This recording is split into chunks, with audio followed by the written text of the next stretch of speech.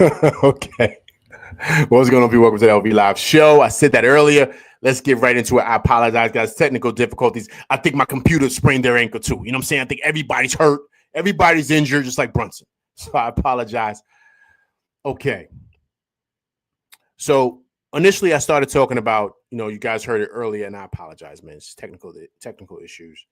In regards to what I felt they had to make adjustments on, right, in that fourth. And I thought the biggest one was not finding OG Anunoby, not looking for him and not identifying, where he's at and how to break him down, because he had it going during that night. He had it going. He was playing really, really, really well. So for me, I'm looking at like, okay, let's continue to have him cook. He's having a great night. And he was defending Luka really, really well. But Luka had 5 fouls at the time. So I said to myself, okay, cool. Listen, Luka's got 5 fouls. Let's, adjust to it. Let's really try to, because Luka's not the best defender. We already know that. So let's find him. Let's run some schemes for that. And let's Disc Grover, what's going on, man? Appreciate you coming through Rock with LV Live. I couldn't see like your chats. I don't know what was going on, man. So I appreciate you coming back on Disc Grover. I apologize earlier, man. I don't know what was going. Something was going, so I had to restart it. So I apologize. So I didn't understand that. But once again, guys, I gotta break it. Like, that's coaching, man. Like, once again, that is coaching. These are games that we should win. That's what separates the good teams, the great teams from the good teams in all aspects, right? Because we got the horses. I've said that before, guys. We're beating these teams. But it's those late game executions that are hurting us. And to me, that was the biggest one. OG Anunoby had it going all night. All night. Why would you stop going to him? In that fourth quarter, why, if they're zoning up and they're playing a boxing one or whatever they was doing, because Jackson Hayes was laying off for Josh Hart.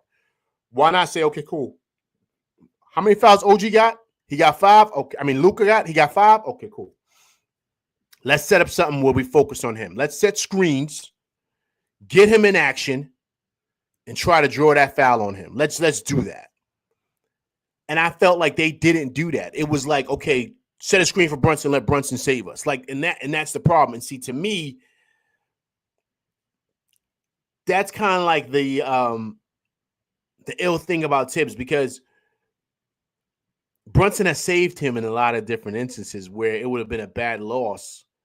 But because of Brunson's heroics, it's kind of masked some of the issues that are really going on here. And the late game executions are starting to rear its head against really good teams who have really good coaches, because you're able to kind of see when a game is tight. And yes, if they decide to take Brunson out the game, how do we run our offense? What does our offense look like? Right? What does that look like in all aspects? Like, is Brunson able to say, okay, cool, I know I got it going, but I see a mismatch over here with OG Anunoby. I really want to try to get Luka out of the game. He's got 5 fouls. He can't defend. That's why Dallas got him up out of there. As great as an offensive player he is, he's young. He cannot play defense, and he cries all the time. He cries for everything. So what you do is you put him in action, right? The same way J.J. Redick was running at 1-5, where they come up and they set that screen, boom, bang. Automatically, they're lobbing it over Towns' head because he's putting him in situations where he know Cat can't defend. That's coaching. That's coaching. They've seen everybody else do it, so they're going to continue to go at it.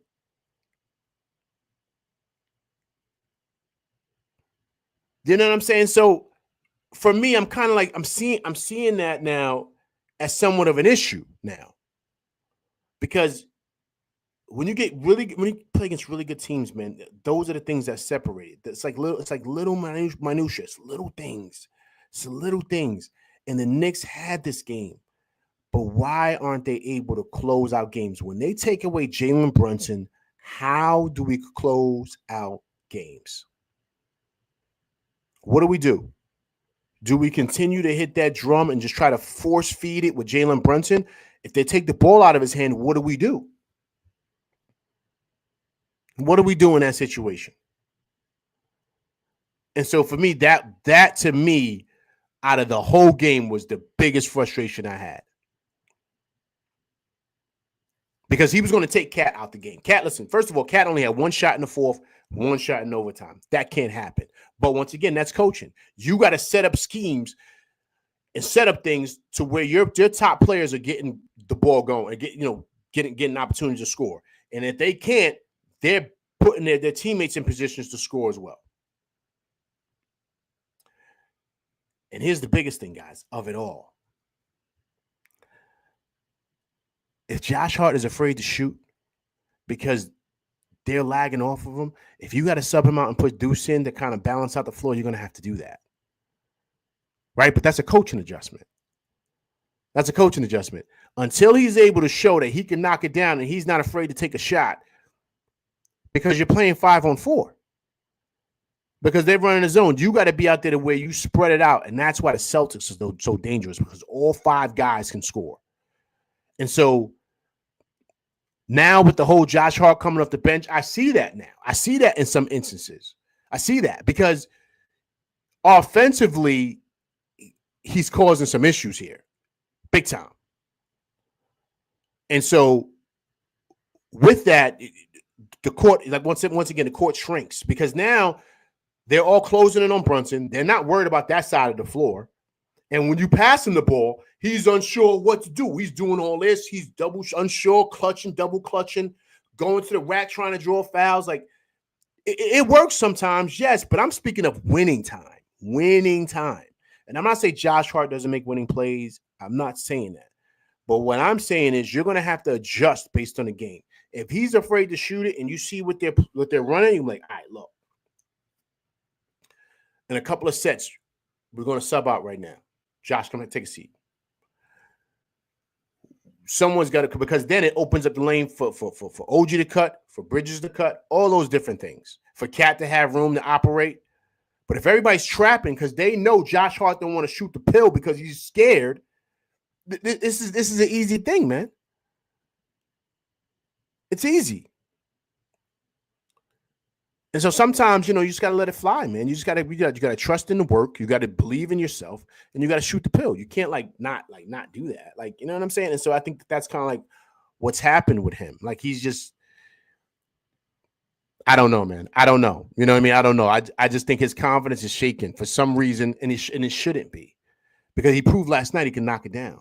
He knocked down 2 of them things. So to me, I think that's the big thing. That's the big thing of what, the adjustment that can be made there in that. Now, of course, people are going to, talk about, Bridges and, he wasn't even looking to shoot last night. You know what I mean? A whole bunch of things. I think there's something going on there because I did recognize that. Tibbs has got to get kind of like talk to him and figure out what's going on here. Like, because I thought he still played good last night, but he's not looking for a shot. He's not comfortable. And then when he did shoot it, he knocked it down. So I don't know if he's not sure about where to shoot it, or it's as if he's losing confidence in a sense. And to me, that's where, once again, and I said this on Ant Show, big shouts to him, Knicks Nation. It's him and the coach. You got to work with the player, because you got to identify he's too good of a player to not want to shoot. He's too good of a player to be unsure of himself. So to me, where does that come in, and where does that happen at, to where he's able to find his spots in his pockets and be confident, being aggressive, looking at the basket? No, you know what I'm saying? Like, where? Now, to me, it wasn't a big deal, honestly, last night, because we were winning the game. We controlled the game. We controlled it. We controlled the game. After that second quarter, because the first quarter was going back and forth. After that first quarter, we controlled the game. Controlled it. They could not really get – we kept the lead. 9, 10, 11. That was the whole game. And then JJ Redick made that adjustment. So to me, that's where, the coach has got to sit down with the player and find out what's going on with him. He's too good of a player, and we're going to need him. So, especially with Brunson now being down. So now you got to say, okay, we got to find ways to get him involved in the offense and find ways to what is it that he's kind of struggling with? What's the issue or the things that he doesn't see, or what is he not seeing on the court? All that stuff. You got to, this is a new age of player. You know what I mean? Tibbs is an old coach, man, with old values and old ways. This is a new age player. So you got to have a different way to approach these players and talk to these players. It's different, man. It's different. And so it makes sense why they had a Johnny Bryant on the bench last year, and he was able to really get through to a lot of these players where Tibbs couldn't, right? Because he doesn't have the skill set to do that. So you got to know what makes these guys tick. How do they work? You know what I mean? Because these guys aren't too far in age. Some of these coaches are 39, 40. A lot of these guys are in their 20s, early 30s. So they're all close in age, these coaches and these players. So you got to have a coach that's going to really be able to find out what makes this guy tick, because he's just got here. He's new, and he's kind of having some issues, and he might have some confidence issues going on right now.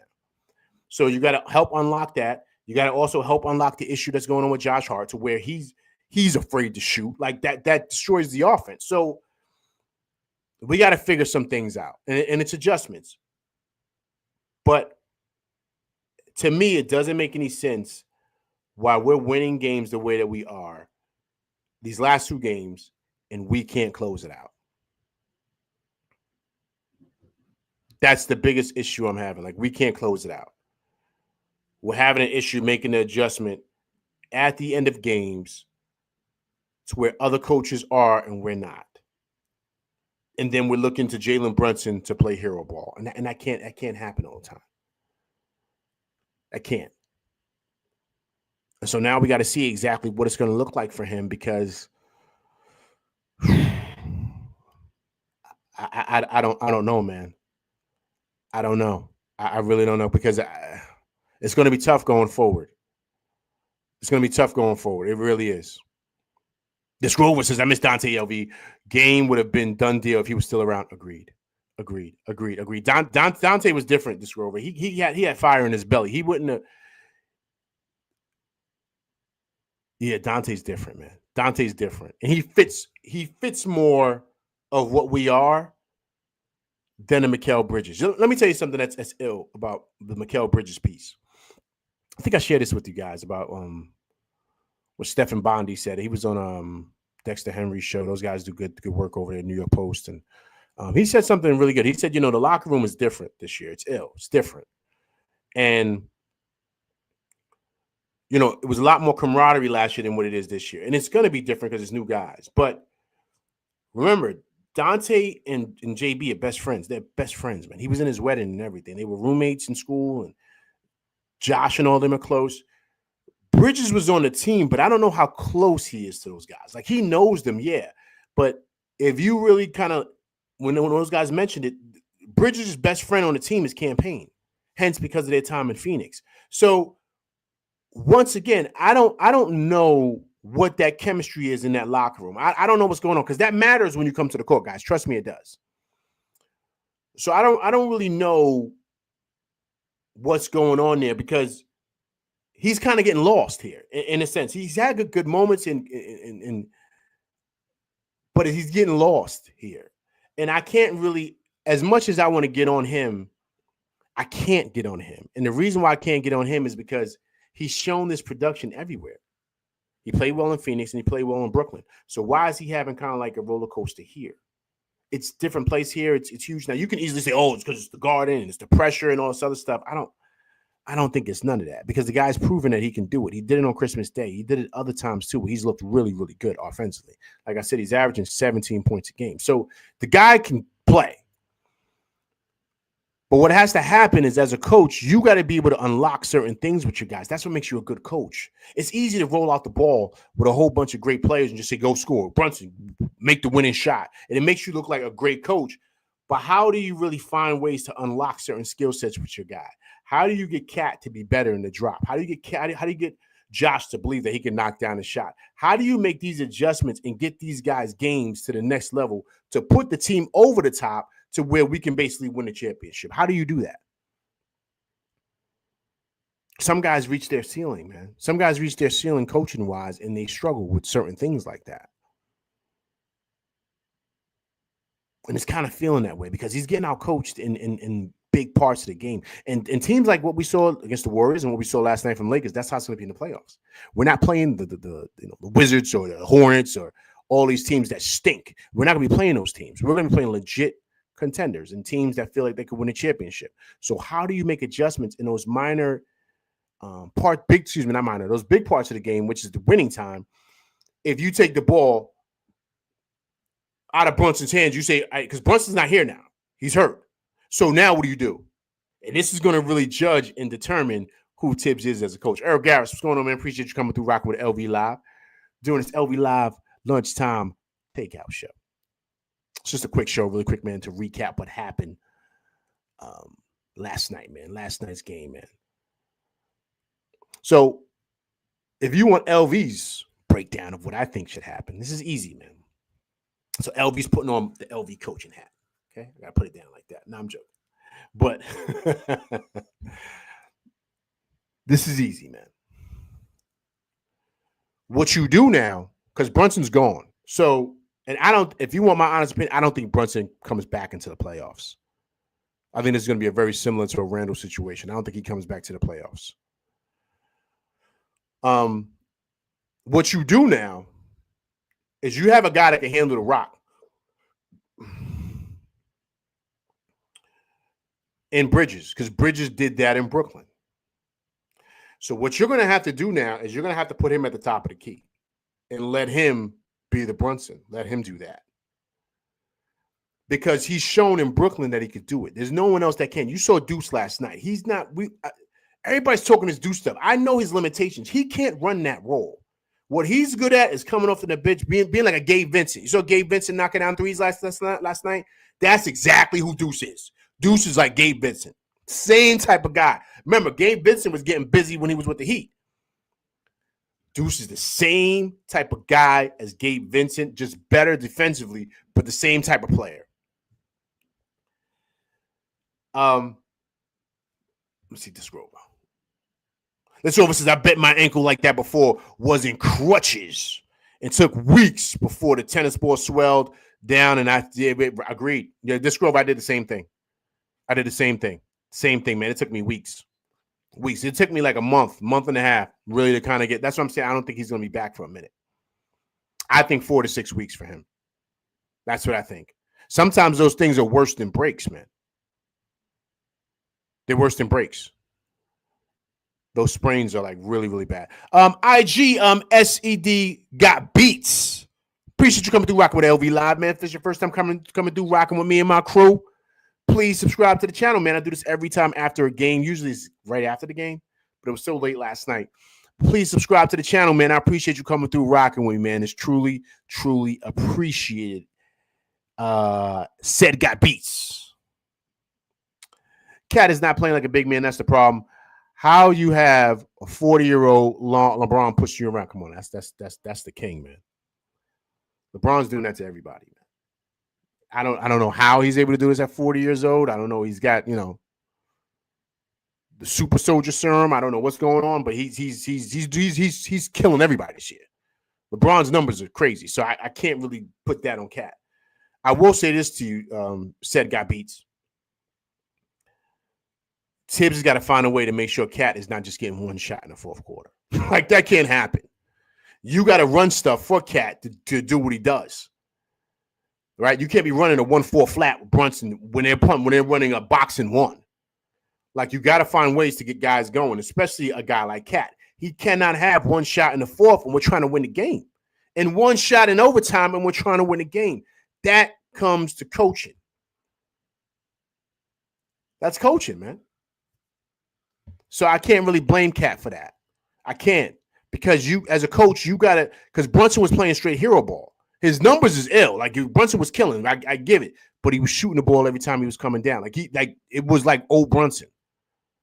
And it's not like guys didn't have it going. I thought Cat was okay. He just wasn't getting enough touches. I thought OG was phenomenal. We should have been looking for him to draw fouls on Luka to pretty much get Luka fouled out the game, right? So that's where your coach comes in, said guy beats, because You saw JJ Redick. You saw the adjustments he made, right? He knew how to kind of close out the game. Said, this is what we're going to. This is what we're doing. This is the sets we're running. We do this because we know their weaknesses. And that's what he did, especially on that pick and roll with Cat. He knows that's been the main thing that's hurt the Knicks all year. He did that with Luka. You either got to pop out and guard Luka, or you got to drop, which is going to kill you with Luka, or he's going to throw that lob to Jackson Hayes. Make your choice. Pick your poison. But we running this set because we know you can't guard it with Cat. So what do? How do you adjust to that, right? I don't get paid millions of dollars to do that. Tibbs does. So he's got to change that. And now that's 2 games back-to-back. It's happened this year, too. It's just Brunson that saved us. That's 2 games back-to-back now where we can't execute down the stretch. And we're losing to really good coaches that know how to. And now the secret is out. Because now what did J.J. Redick go to last night? He went to a zone.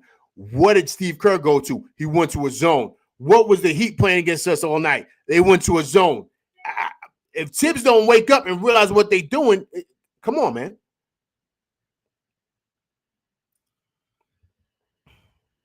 So, that's my thing with that. Because this is a game last night we should have won easy. Warriors, we should have won easy. But when it comes to winning time, that's what separates the good coaches from the bad coaches. Like, I'm just being honest with you. Brunson going to be him. We already know that. He's proven that. But in those little, minutes, 3-4 minutes of a game, you got to make certain decisions and call out certain sets and do certain things that you see and let them execute. But it's like every time they come out of timeout, they're not executing whatever's going on. So there's a disconnect between player and coach. I don't know, but that's his job, man. That's his job. So how you fix this going forward with Brunson is you got to put Mikal Bridges at the top of the key. He did it in Brooklyn. So now, whatever's going on now, they're still in L.A. They got to get to the gym and they got to say, okay, cool, this is what we're doing. Mikal, get to the top of the key, get the ball. I want you guys to kind of, help bring the ball up, Josh or whatever, Mikal. But Mikal, you're going to be running Brunson's spot. You and Cat, and I want you to operate the same way you did in Brooklyn. Give him what he had in Brooklyn right now. Give him that. Because he's the most skilled guy with the ball out there. Because now you're going to play Deuce, right? In that spot. You're going to put Deuce out there. So the most skilled guy with the ball is Mikal Bridges. Deuce is not that guy. He can't do that. He can bring it up, but he's not going to say. Bridges knows how to do it because he did it in Brooklyn. So unlock that and use that.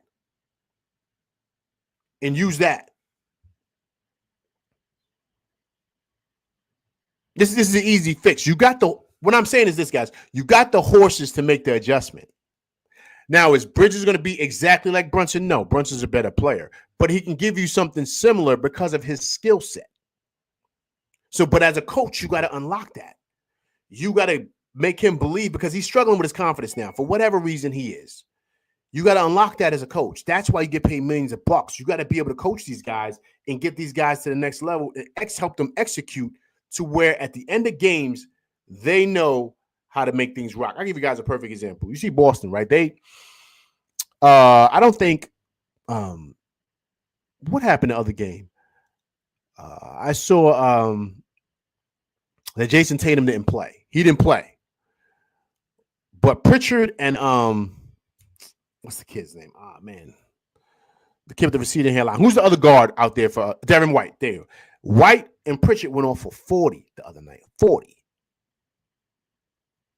Tatum didn't play. And they still won the game. Think this rover, Derek White. Thank you. They still won the game. That's coaching, man. That's coaching. You're able to adjust. People will say, "Oh, it was against Portland." Portland was beating teams. They don't stink. Because we'll go up there and we'll lose. Like they're playing really well. And it was a tough game, but both of them dudes had 40 that night. 40. Right? So they're running their offense still. So they're finding ways to where they can still execute and still win. So you have the horses here. You got to put them in situations, in spots, to where you can unlock that superpower, to where you can everything can still click and keep rolling, even with Brunson being down. Now, are we still going to hold on to the number 3 seed? I don't know. Right? I don't know because we're facing a lot of tough teams. But if you want LV's honest opinion, I don't think Brunson comes back to the playoffs, man. It's a really, really bad sprain. Really, really bad sprain. And so to me that's the thing with that.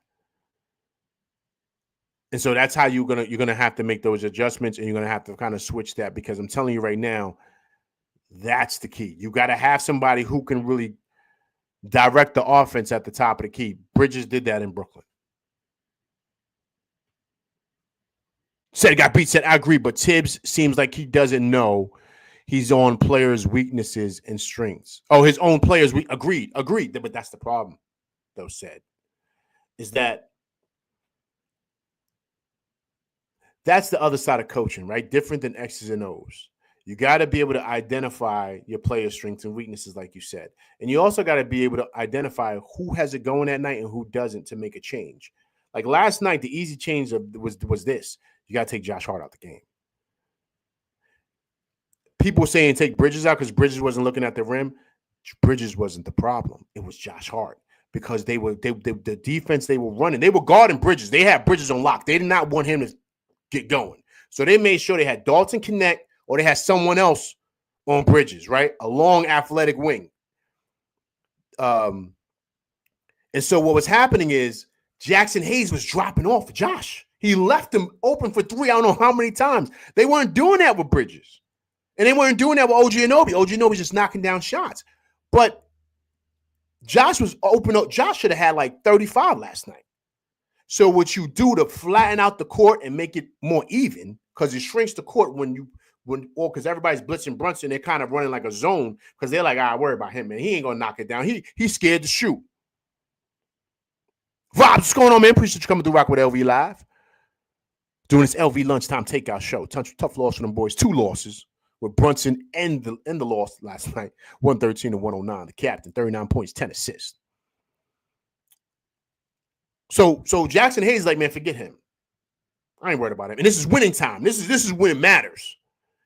They not even worried about Josh Hart. So when Brunson penetrates, boom, he splits the double team. He's coming to the paint. They're swarming on him. So that's when he's got to swing and kick it in the corner. Remember, he did it to Josh. Then he knocked down a 3. Then he doing all this in the corner. My man, stop knocking it off and play ball, because you scared to shoot the pill.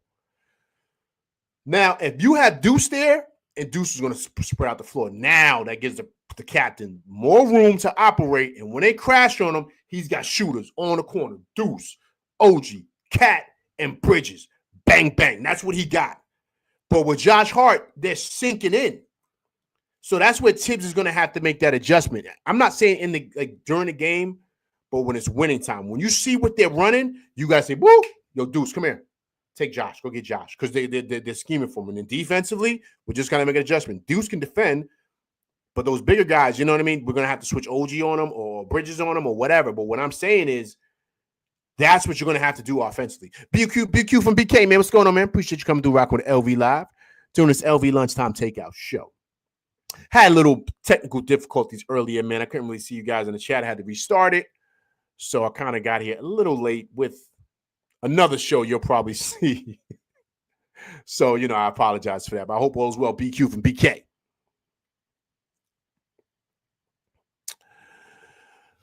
Why did Tibbs have Hart in the game instead of Deuce for the final 9 seconds? He should have had floor spaces. Yo, that's what I'm saying, man. That's what I'm saying. This is just matchups. Like, you got to see what they're doing, man. And I'm glad you identify with that. You got to see what they're doing. They had everybody on lock. They had a guy for Bridges. They know how good Bridges is. That's why you guys are killing him. Everybody knows how good of a player he is. You know what I'm saying? He just didn't have it going last night, and other guys had it going. But where you see the wink link is you say, okay, cool. They got a guy on Bridges. They got Connect. They got a guy on OG. They got, of course, Brunson, everybody. But, yo, what Jackson Hayes is floating. Who are he floating over? Josh. Yo, get Josh out of there. Yo, Deuce, come here. Let's go. They spread it out. Juice, you get it. Get ready to shoot and knock it down. And if he does have to go out to Brunson, get busy.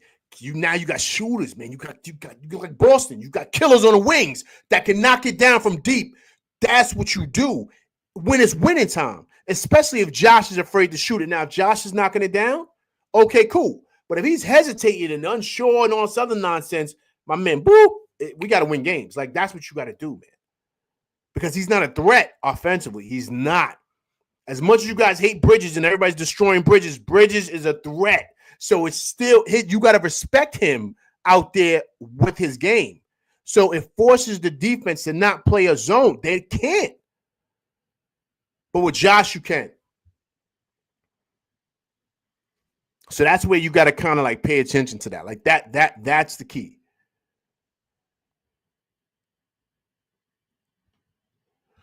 This Grover says Josh was the reason why the game went into OT. Yo, man, I thought he was solid last night in all aspects. He's rebounding, getting out on the break. Like, he does his Josh Hart things, like, which we love. But we're seeing now where listen, these coaches are smart, man. Like, they understand. So it's cool to do that stuff during the game.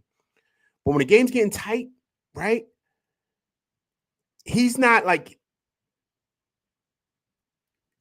he just doesn't have the offensive acumen, like just the skill set and the belief in himself to do that. So to your point, Disc Grover, got to bring you up in here. You know what I'm saying? Be dropping gems as always.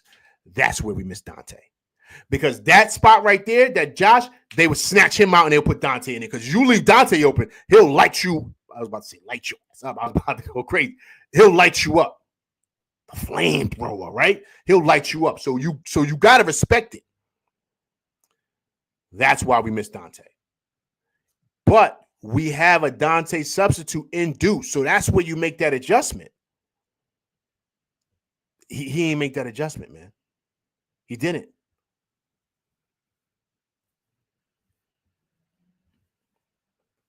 Vob says, I want to know if Kolek will get minutes now that Brunson is out. No, he's not going to get any minutes. Not now. Not now. It's going to be campaign.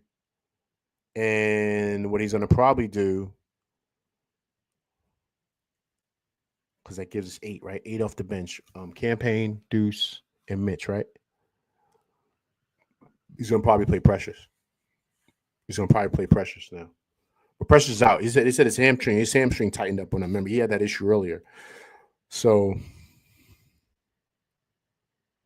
I could see him playing one of those two-way kids.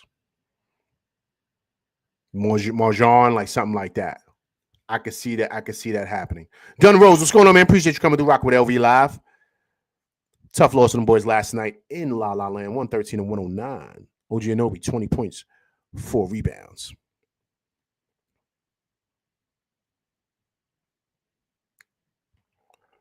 Vob says, if not, we're going on a losing streak.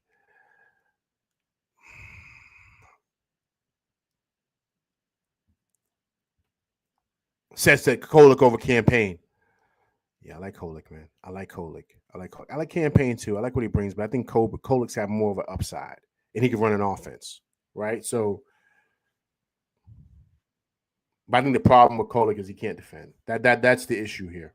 He has a hard time staying in front of dudes. So that's where he's got to tighten his game up. He's got to get better defensively.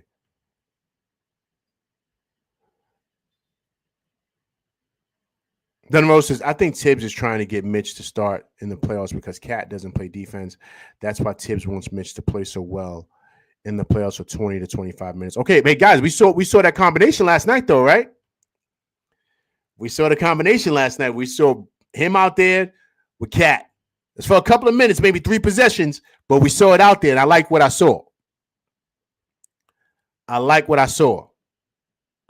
And Mitch is looking better. Mitch is getting really, really good. I thought he played really well last night. Had a couple of blocks. How many blocks did Mitch have last night? I thought he had about 2.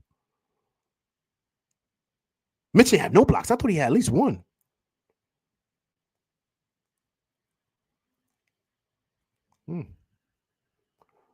I thought Mitch looked good last night.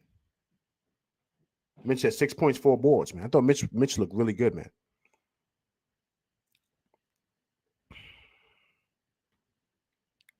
Vob says we need a point guard, not more wings. Agreed. Well, if you had well, to your point, Vibes, we already have the point guard, right? We already have the point guard, so I think that's to your point why Kolek should play. This was unfortunately, while Deuce is a better defender than Dante, Deuce had 0 points last night, over 4 from 3. Yo, man, see, that's the thing with Deuce, right? You see like how inconsistent he is at times. That's why everybody be screaming for Deuce all the time. I'm like, yo, man, and I said it on Ant Show, right? Big shouts to him. I said Deuce got limitations, man. So everybody wants him, like, but he's got limitations. But he's not better than Dante. That's why I said to everybody he's not better than Bridges, but he's not even better than Dante. But what Deuce does is he keeps the defense honest because he can knock it down.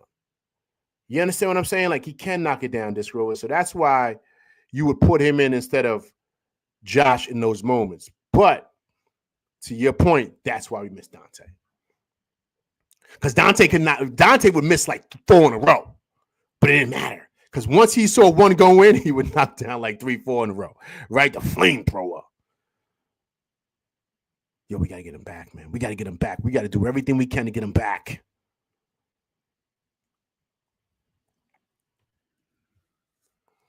Says, I think Kohler can run an offense better than Payne because he's a pass-first point guard. Agreed, and he can score it too. He's a really good shooter. I see where Payne, like, sometimes he's just like he's just going out there just gunning, man. Like, you know what I'm saying? He's not even running the offense. But once again, said, right, that's coaching. You got to be able to identify that, right? What this guy is. You got to be able to identify that. And, you know, we know how Tibbs is, man. PQ from BK says Mitch is knocking down his free throws. Yo, he is, right? Yo, he looks good up there, right? Shooting his free throws.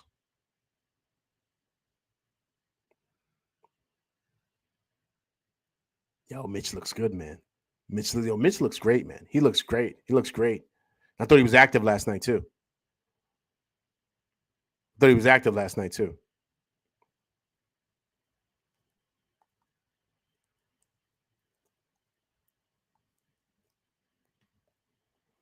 Surround Kohler with defenders like Mitch, etc. Agreed. But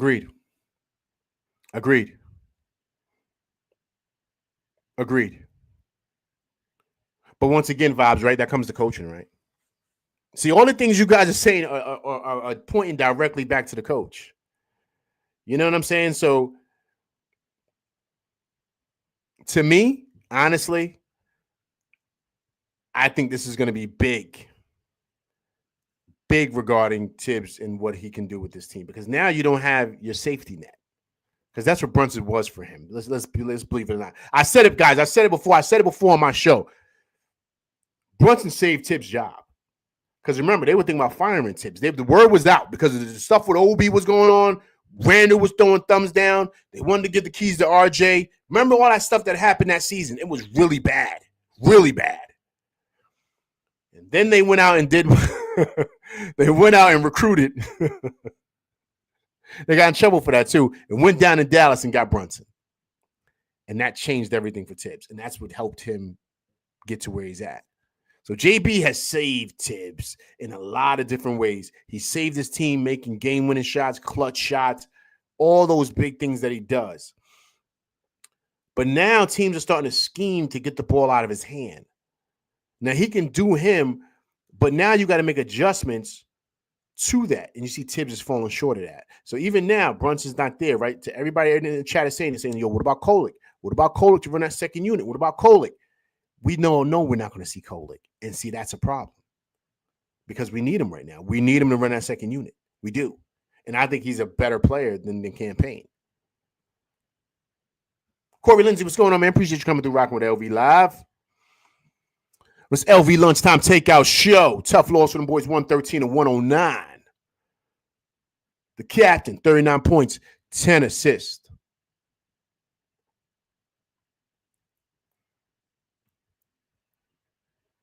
And so we got to see what happens, man. We got to see what happens. You know, I think the biggest thing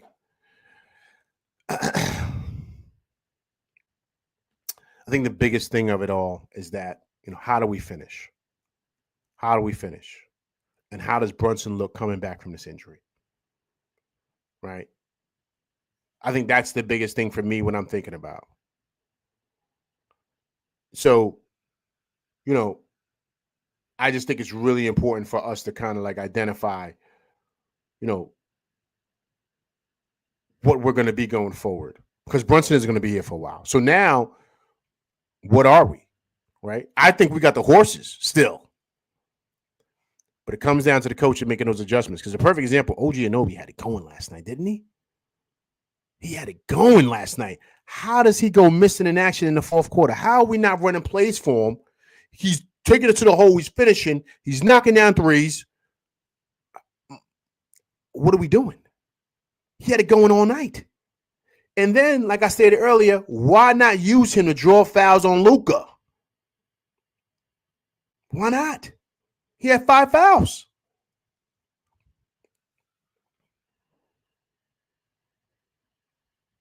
Because OG Anunoby looked great last night. He looked great last night.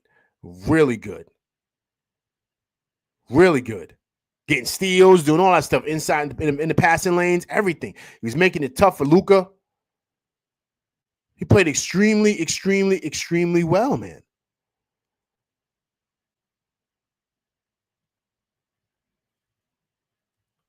So I don't know, man. But the offense at the end of these games is bad, man. It's really bad. And I think that's, that comes down to coaching, man. You got to know how to execute in the end of the game, man. You got to know how to execute. And then you got to be able to determine what they're running, what they're playing. And then you say, all right, cool. This is what we need to do to pull out this win. This is what we need to do. And to me, that's where that's the coaching thing. That's where it falls on Tibbs' shoulders. Because once again, I know I sound like a broken record, but I'm going to tell you again, we got the horses, man. We got the horses.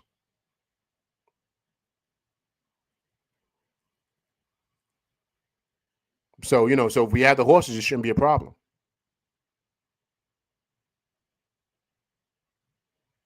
It shouldn't be a problem at all. And so that's why, it's going to be weird to see what happens going down the road, right? Jay Supreme, what's going on, man? Appreciate you coming through Rock with LV Live during this LV Lunchtime Takeout show. Also, too, happy Friday, everybody, man. TGIF, right? It's been a long week. It's been cold outside, too, man. Bleeding outside. I'm like, yo, my man, what those? It was almost springtime, man. What's going on? When's spring forward? Let me look at it. When's spring forward, man? When's spring forward, man? Daylight savings time. Sunday, spring forward, people. Jay Supreme said Sunday. Yo, word, yo, we need that, man. ASAP. It's freezing outside, man. I'm like, yo, come on, man.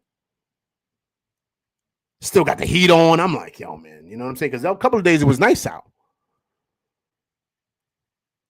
Tired of this, man. Tired of this cold weather.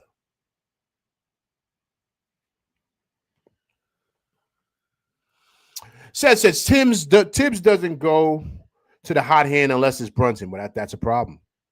That's a problem with him. That's a problem for him. Because he uses a whole team here, man. Cat's an all-star. Bridges and OG are one of the best wings in the game. You got to use these guys.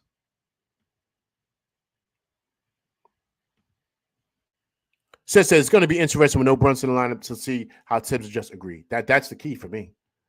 That's the key for me. What does he do now? What does he do? Because now you don't have that safety net, man. And that's the key to see exactly who you are as a team. You know what I'm saying? So, perfect example. When Randall went down, we worried? We weren't worried. We know we had Brunson, man.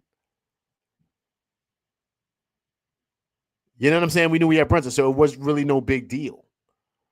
But now with him going down, we got Cat. So now we got to see what that looks like because we got the pieces, man. We got the pieces. So we got to see what happens, man.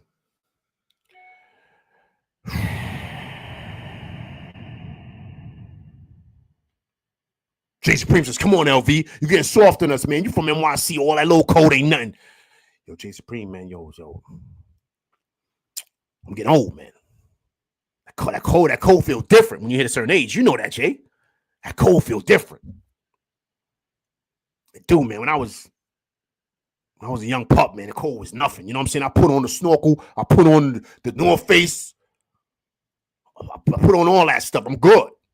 With Scully. Yo, but now, yo, Jay, yo, I need the scarf and all that. I need the scarf. I need the gloves. Yo, it's a wrap. Yo, B, it's over, man. It's over.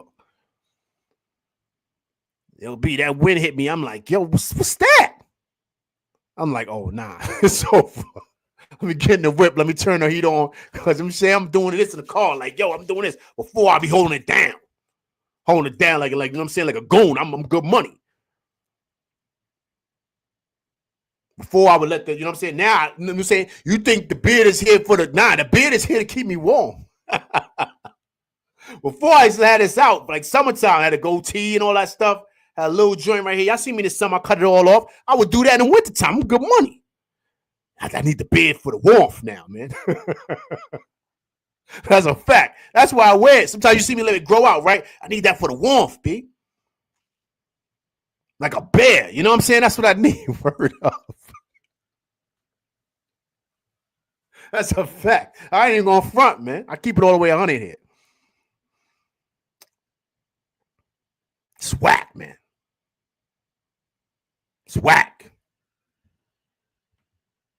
Jason, stop it, bro. I'm out here in Long Island. It's cold out here. They want to see it. I'm older. Yo, Long Island gets cold out there. It's cold out there. Yo, Jay, I used to be out there sometimes, man. I got peoples out there. I used to be out there in Green Acres, Jay. I used to be out there in Green Acres, man. Go to Green Acres. Be some joints out there. But yo, I be we having fun right now. You know what I'm saying? Let's talk about stop talking about the Knicks. Let's get refocused. But for 2 seconds, Jay. I used to go out to Roosevelt Fields Mall. I used to make my rounds out there. Some joints out there too. Low key. But yeah. But Long Island, it's cold out there. You buy the water too.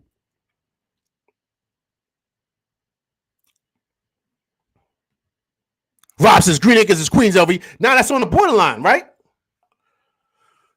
Yo, Jay, that's on the borderline. That's like Valley Stream, right? That's what it is. It's like Valley Stream. It's like right on the border. Yeah, see, Valley Stream, right? Used to be now. Yo, Jay, all the time. I think that's on the border vibes. You right though, but it's ill. You know what I'm saying? How that go? Because everybody know Queens run into Long Island. Just like how the Bronx run into Harlem, same thing. So it's ill like that. You kind of get confused when you kind of.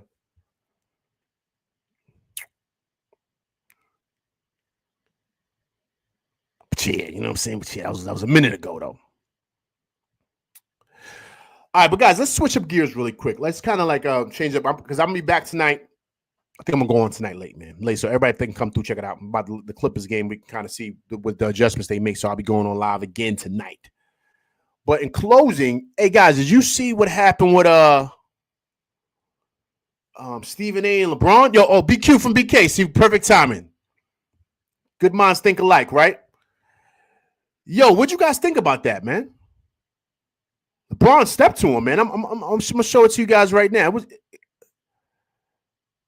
It got critical, man. I didn't know they was on it like that. LeBron usually chill too. He don't really be like doing that type of stuff. I'm gonna share it with you guys real quick, man. Hold up.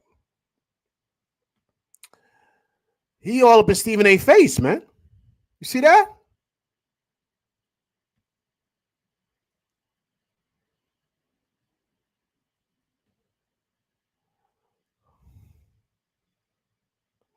See if I can make this bigger. Hold up.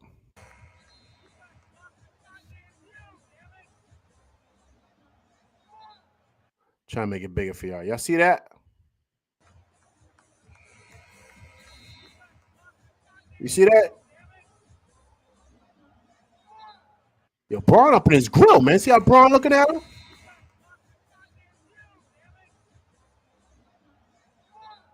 Braun looking like he trying to. See him? See Braun energy, right? His energy like, yo, like my man, you do that again, it's going to be a problem. So LeBron walked away. He walked away like it's going to be something. Like. So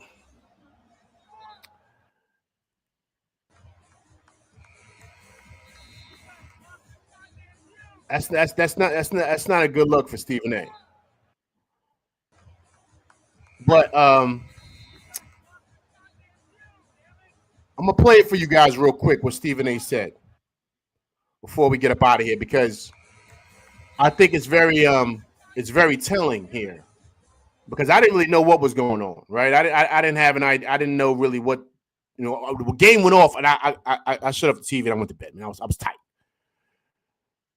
But Stephen A went on First Take. Try to find it for you guys right here.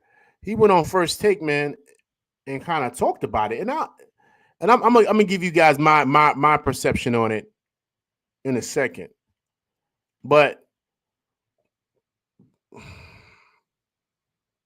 and I guess he talked about it today. Hold up, I'm trying to find it for you guys real quick. Give me 1 second here.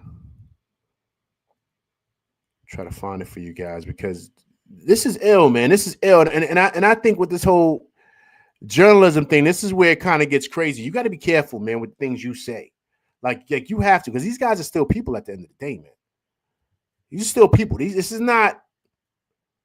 guys aren't made up characters. You know what I'm saying? These guys aren't like. And so I just think it's kind of ill what happened. LeBron is pretty a cool-headed guy. Like, you know what I'm saying? He's not. I don't take LeBron as being a tough guy, nothing like that. But I don't think he's a punk neither. You know what I'm saying? So it's obviously something that went on here. All right, cool. I just found this. So let me share it with you guys real quick, man.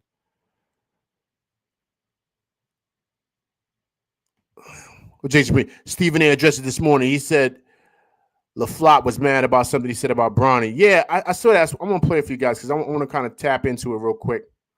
These players nowadays are so soft and sensitive. Get fans kicked out of the crowd, crazy because they booed him. They're soft, especially LaFlop. I hear that. I see where you're going, Jay. I think this is a little different, though. I think this is a little different because I don't think he gonna say it here, but I'm gonna touch on it in a second, Jay. But I think this is more personal with them too. Like I don't think it's a thing with a fan or a podcaster or he don't really care. Him and Stephen A got some issues here. This is what I'm saying. What I'm saying. I think anybody else would be like, whatever, man, whatever. Let them run him up. I think with Stephen A, it's something deeper here. And Stephen A kind of opened up about it today. He said some stuff, and I kind of broke it down, like, and I kind of read between the lines to see, and I kind of got an understanding of what it is. So I'm gonna share with you guys real quick, and we can kind of chop it up about it really fast. I want to play it for y'all. Hold up. Let me just open this up.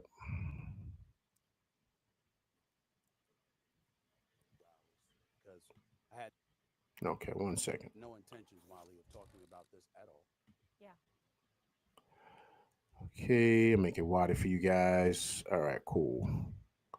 Make sure the volume's up. Let's turn this up. All right, cool. And the reason why is because it was a one-on-one, I wouldn't say a conversation, but it was a one-on-one confrontation. But then I wake up and everybody from ESPN and my agent and everybody else were sending me that this thing had gone viral. And so ultimately it was unavoidable. And that is why I have to discuss it now. That wasn't a basketball player confronting me. That was a parent. That was a father. And I can't sit here and be angry or feel slighted by LeBron James in any way in that regard. By all accounts, he's obviously a wonderful family man and a wonderful father who cares very, very deeply about his son. And based on some of the comments that he had heard, or shall I say, I think he thought he heard, um, he clearly took exception to some of the things that he heard me say, and he confronted me about it. For the record, his agent and friend, Rich Paul, has my number. Maverick Carter, who works under him, has my number. LeBron James knows how to get in contact with me if he wanted to. He never called, because had he called and wanted to talk to me, I would have accepted that call. Had he wanted to see me, I would have flown out and I would have seen him and I would have had a conversation man to man. But that is not what he elected to do. Instead, he elected to confront me while I was sitting courtside. Ari Emanuel, the head of William Morris Endeavor, one of the agencies that represents me, along with Larry David, was sitting courtside. I was with them for the game. And he walked right up to me and he said what he had to say. And apparently he feels like I was slighting his son. Now let me tell you what I feel. What I would have said if we were in a different environment, because I was not going to engage in a confrontation at that particular moment in that setting. But if we had had that conversation, I would have said to LeBron James, I never would speak negatively about your son. I was talking about you, meaning you, LeBron James. I have nothing but the best wishes for Bronny James. I wish him nothing but the best. I hope that he flourishes into an NBA star. Usually in other sports, we see all-stars, and on occasion, we'll see their children become stars as well. That doesn't really happen with the NBA. I sincerely hope he's the exception. By all accounts, he's a wonderful kid. And I don't know anybody who roots against him, and it certainly isn't me. But in the same breath, at the time that we were talking about him, he was percolating to such a degree that the Bronny James stories had gone viral. And so we had to talk about it. And when I said the things that I said, I wasn't talking about Bronny James because my attitude is he's a rookie. It's going to take some time for him to get himself together.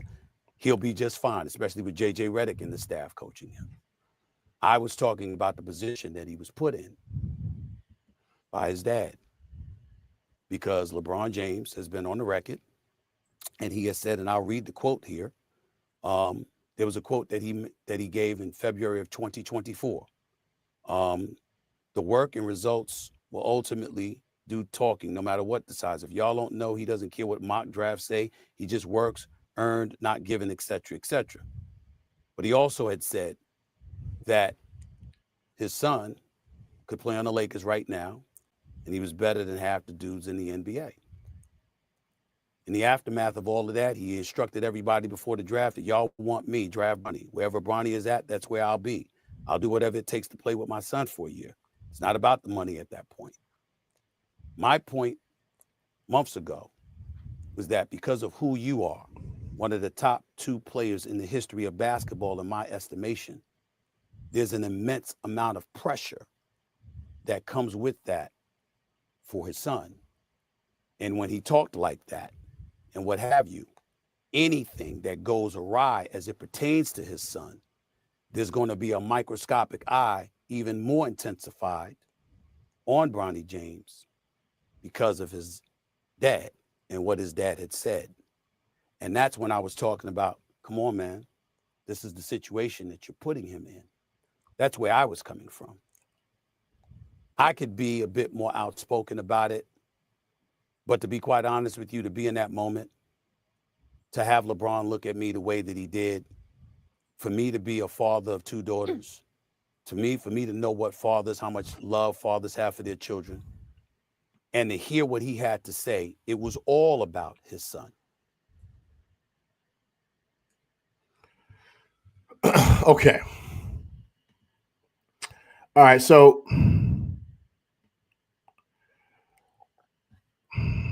all right. Let me say this first. Oh, Vaughn Allen, what's going on, man? Appreciate you coming through Rock with LV Live.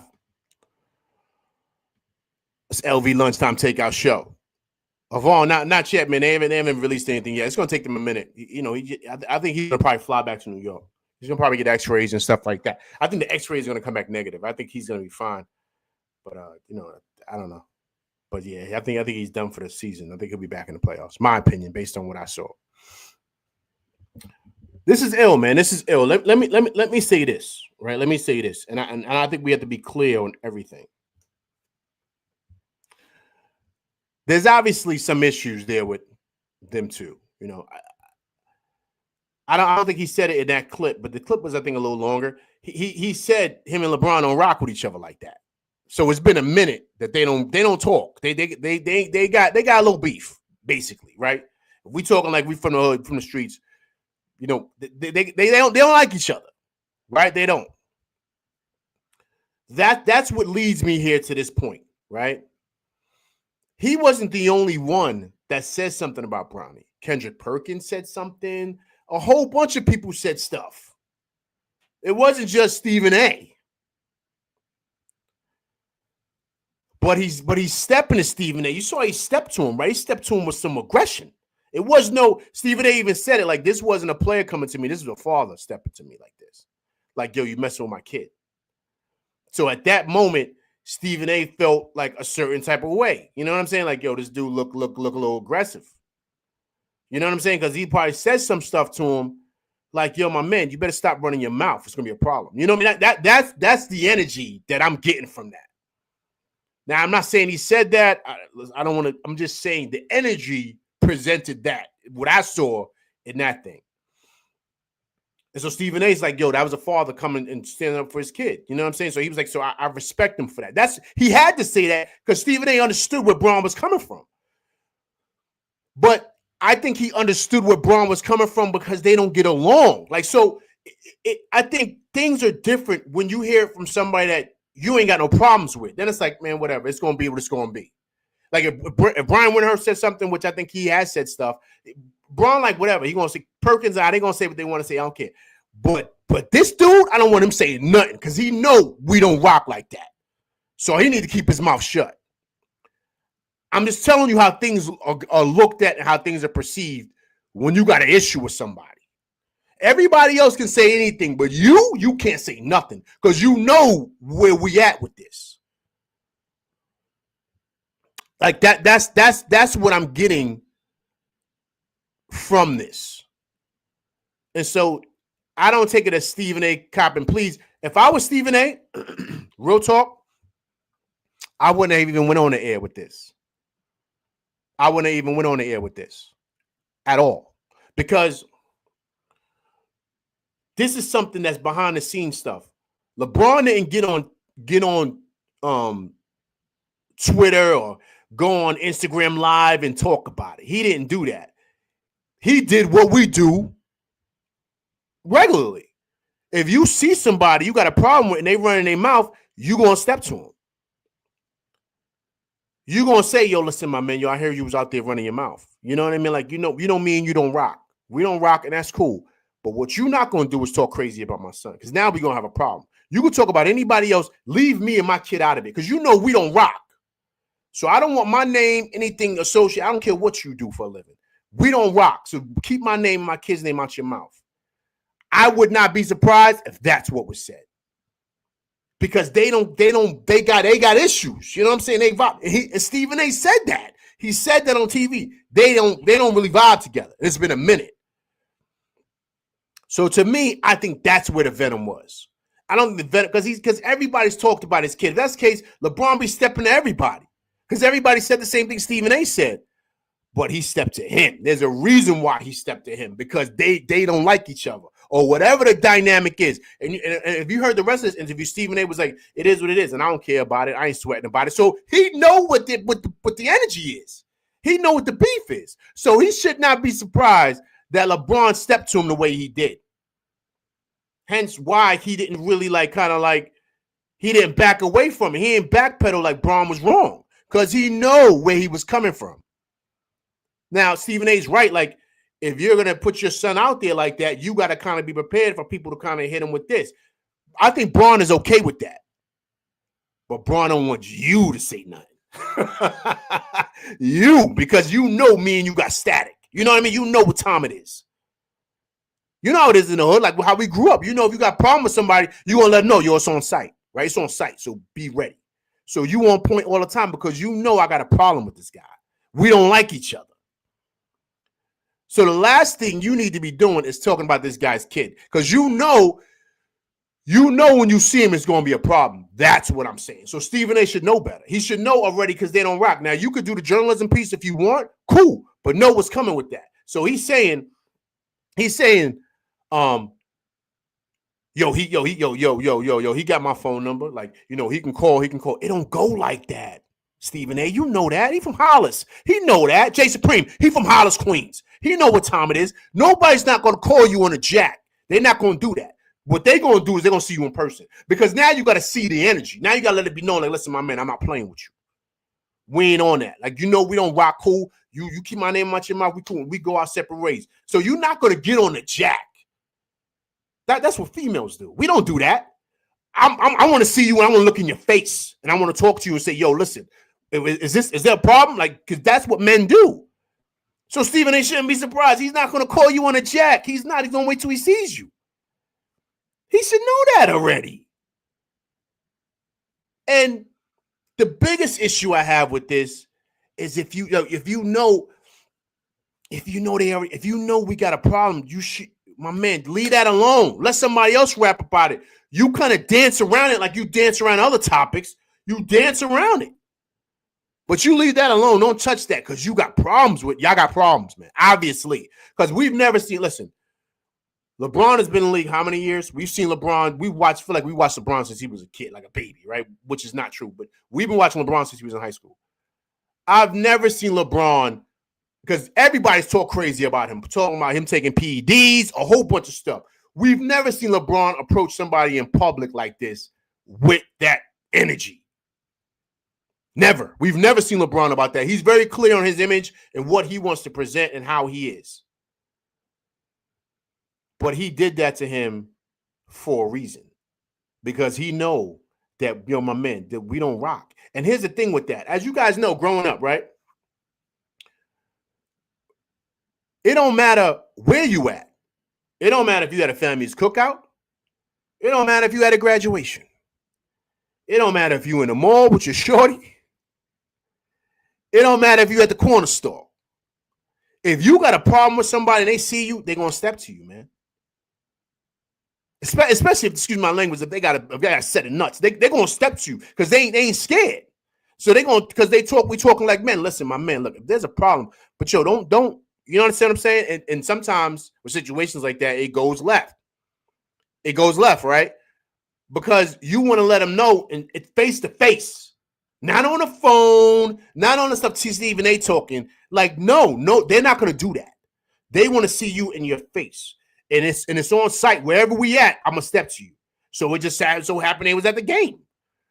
He went straight to him, beeline to him, boom.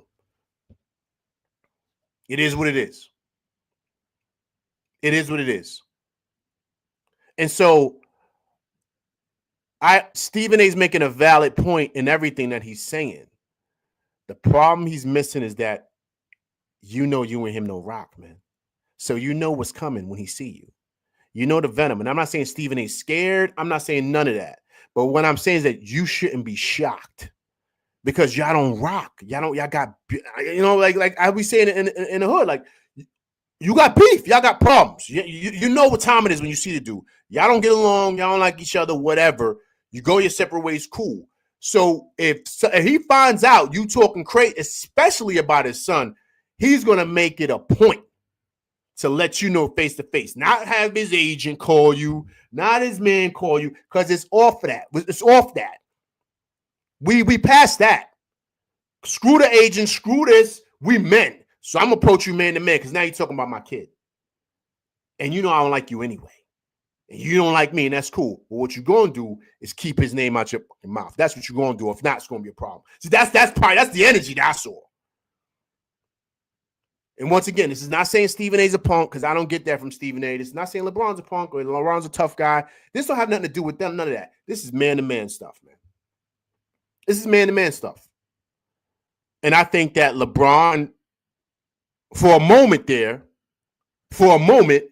he kind of lets you in a little bit to who he is, especially when it comes to his kids, right? Everybody else he don't care about, but he got a problem with Stephen A. Man. It's obvious he got a problem with him. It's obvious, and I didn't know that they had a problem, but Stephen A. put it up there that it was a problem. They don't like each other. So that tells me everything right there. That tells me everything right there. So Stephen A. should know. He should know just because that's how we were raised, that in your gut, you know that when you see that dude, it's going to be a problem.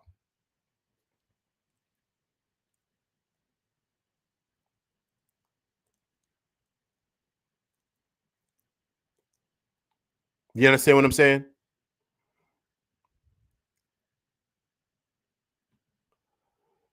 Corey Lindsay, J Supreme salute.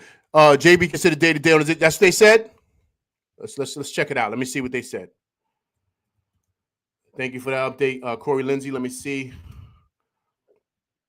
Let me see if I see any post here. Let me see what's going on here.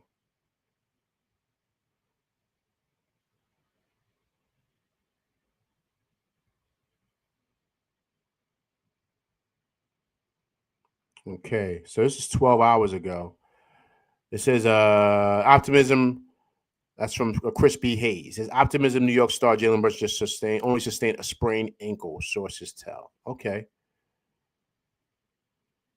I don't see anything else. Where did you see that at, Corey Lindsay? Let me see.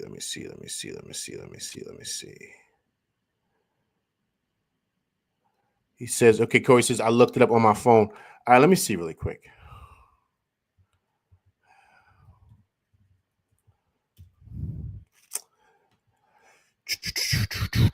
Appreciate everybody coming through rocking with me today, man. I truly do. Last night was a crazy loss. We all were pissed off, and then we had 2 losses. Brunson and this tough loss right here. Okay, let me see something really quick. I'm looking here. I don't really see anything. I just said they just feel like he got a sprained ankle. I'm trying to look to see where it says day to day at.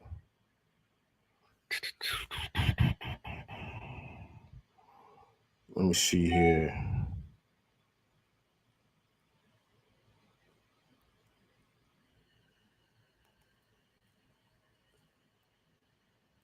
I don't see anything.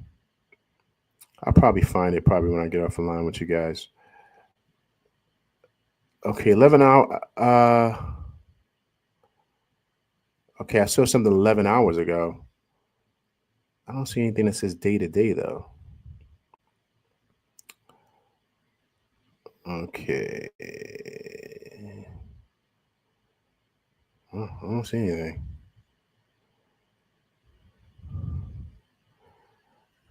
I gotta check it out, but I don't as of now, guys, I don't see anything.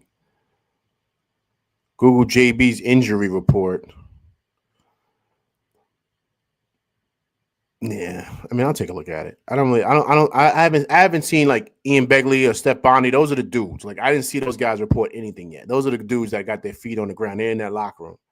They talk to the medical staff. So that's who's going to really report it first. You know what I'm saying? Not ESPN. Like, you got to look for the beat writers, the guys that are in there, like Edwards the third. Them dudes are right there, right next to the medical guys. They report it first. I don't see anything from them. So I don't, So, so that's the thing with LeBron, man. That's it.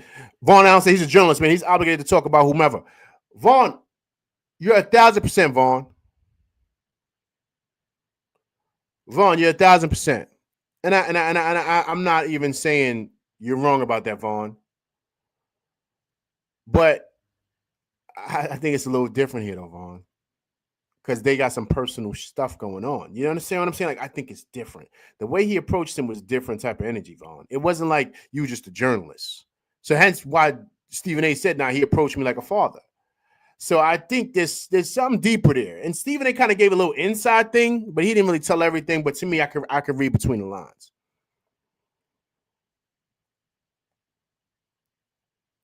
I could read between the lines. You know what I'm saying? He said that we don't really get along. We didn't really rock for a minute. I said, boom, there you go. There you go. Boom, that's the answer right there. So Braun don't like him. they got serious issues. You know what I'm saying? So who knows? I mean, I don't know. And you know, he took, because he's not the only one that said something. That's what I'm saying. He's not stepping to Kendrick Perkins.